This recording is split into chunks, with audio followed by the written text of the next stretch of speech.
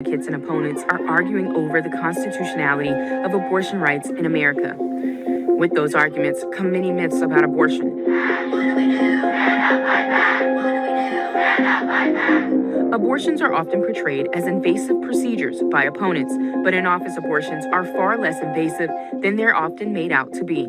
Even still, according to data gathered by the Guttmacher Institute and released this year, in 2020, medication abortions accounted for more than half of abortions in the U.S. The pills for medication abortions were developed around 1980 and approved for use by the FDA in 2000. They consist of 2 pills taken by a patient to terminate a pregnancy.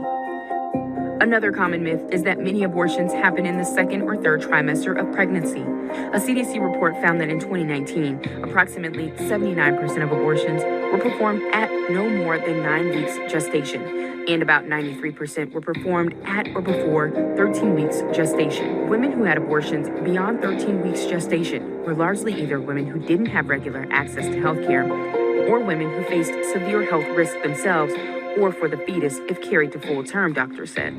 Though often painted as dangerous, data shows abortions have far lower death rate than live births. CDC data showed that the mortality rate of legally induced abortions was less than 1 death per 100,000 abortions.